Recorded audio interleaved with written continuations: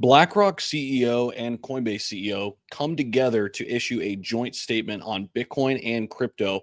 And I want to share it with you guys. This comes at a time where the markets are kind of in disarray, and it's really not crypto related, right? It's across the board. A lot of uncertainty right now, but we know, time in the market, not timing the market. Just stay there, and things will get better. And it feels like we're going through like a turning point right now, right? This is like the first big era of the institutions, and everybody's kind of scatterbrained a little bit trying to figure it out when I don't think anybody really knows. But one thing I do know personally is I'm not going anywhere. I'm trying to get out ahead of the next big institutional wave, and Larry Fink has kind of tipped us off to this quite a bit. And I wanted to talk a little bit about what they recently just said, what this means for us moving forward, and then get you on your way. So if you haven't already, make sure you subscribe to the channel. Really appreciate everybody here. Super grateful for all of you. I know it's been tough. It's been a tough go at it. Stick to your game plan. Continue to invest, right?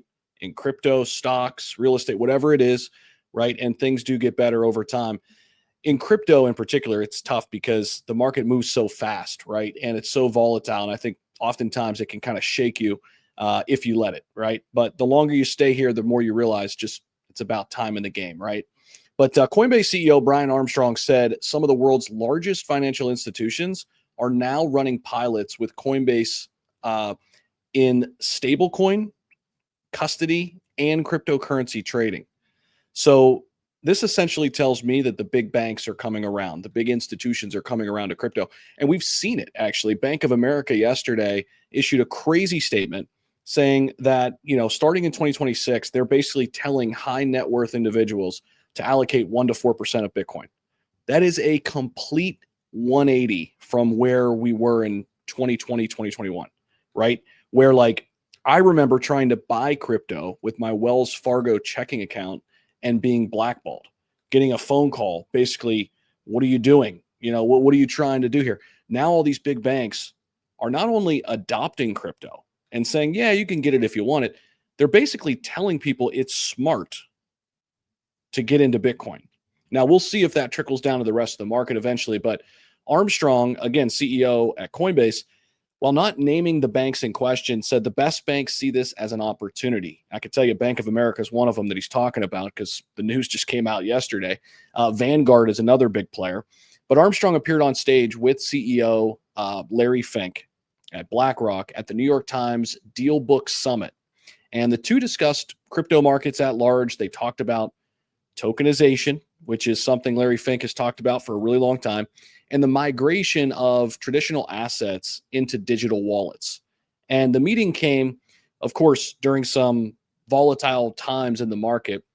Larry Fink's approach to cryptos changed dramatically in recent years. And I mean, here's a guy that, basically called Bitcoin money laundering, a pet rock. It doesn't do anything. Now he's created the largest product that is the most successful ETF they've ever had at BlackRock. Do you understand how big that is? BlackRock manages over $11 trillion in assets. They've been around for a really long time. The Bitcoin ETF has been their most successful product ever.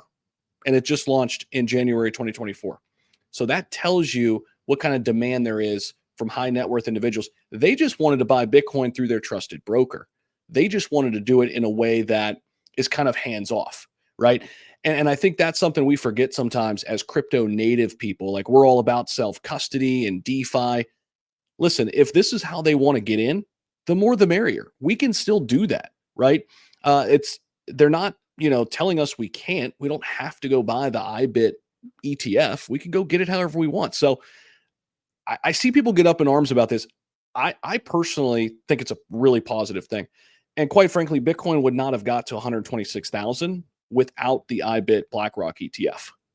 Point blank, period. So if you want to see Bitcoin's price go up, you might want to get on board with the institutions and how they're offering these products, right?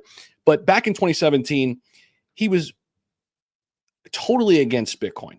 Now he, again, is heading up the world's largest Bitcoin ETF. And then his whole kind of focus shifted into tokenization once he got Bitcoin ETF and Ethereum ETF out, right?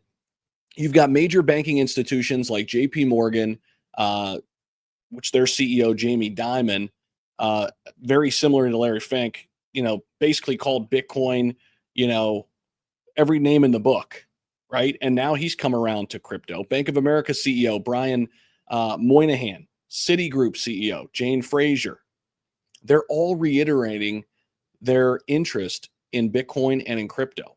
Morgan Stanley, in fact, has launched crypto trading on its retail investment platform E-Trade already. Of course, many of you guys know about E-Trade if you're in traditional markets. So this transformation, which accelerated, I think, during, you know, late 2024, it appears to have accelerated with more friendly political and regulatory environment in DC. Of course, we know that, now we have a crypto-friendly president, we have a crypto-friendly SEC, we have a crypto-friendly Congress. All of this stuff matters. And these regulatory steps, even back then, weren't enough to really tank these markets. There were still enough pent-up demand. Now it's just on steroids. Larry Fink noted that approximately $4.1 trillion held in digital wallets worldwide is largely in stable coins right now. Now, this, of course, after the Genius Act got pushed through, we're starting to see that come to fruition, adding that these funds could be moved much more efficiently through tokenized assets. Fink also described Bitcoin as a fear asset. You own Bitcoin because you're afraid for your physical security. You're afraid for your financial security. The main reason people hold Bitcoin, he said, long term, is the risk of financial asset devaluation due to budget deficits. He's 100% right. I mean, if you talk to any big Bitcoiner, they will tell you, hey, the traditional system's broken. We've seen them print money into oblivion. And it's why our grandparents talk about how far $100 used to get them. And now $100 might get you a shirt, right? Like that's basically where we are. And the only way out of it is to get a finite supply asset that is looked at as property that gives you power, right? Like this is how I look at Bitcoin. It's an asset that gives you something that everybody's going to want eventually because there's only 21 million Bitcoin. It's basically digital gold, right? At one time, everybody wanted gold, right? Because it was the hedge against inflation when they started printing money in in the early 1970s. Well, if you look at the 1970s to now, what's changed? Well, we're living in a digital world. We're living in this, crazy world where AI and robotics and blockchain and all these new technologies are converging all at once. So the new form of gold is Bitcoin. If you talk to a 30-year-old, a 20-year-old, they're not buying gold. They're buying Bitcoin. It's the digital form of that similar asset. And if you look at gold, it's the highest market cap asset known to mankind right now. It's not even close.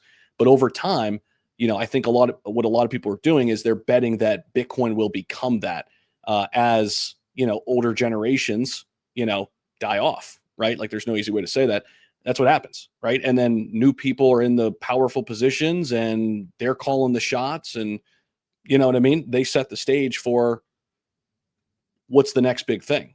And I think we're seeing that come to fruition. I think we're still super early, but you got some really powerful people now talking about Bitcoin and crypto in a way that is really positive. So I appreciate you guys for watching. Real quick, if you guys are looking to put crypto in a IRA, come on over and check us out at iTrust Capital. Maybe you want to buy your kids some crypto for the long term, maybe your kids' kids, your grandparent or your grandkids, or maybe you just want to do it for yourself. Maybe you're, in your mid 30s like me or in your 20s, and you want to stack some crypto away and have a tax advantage account. Well, iTrust Capital is the best place to do it. They are the #1 trusted company out there. I've been partnered up with these guys since 2021. They're absolutely phenomenal. And they're going to give you a $100 funding bonus when you sign up using my link exclusively. So you could fund your account. You're going to get $100 on top if you follow my link down below in the description, if that's something that interests you. Appreciate you all for watching, and we'll see you in the next video.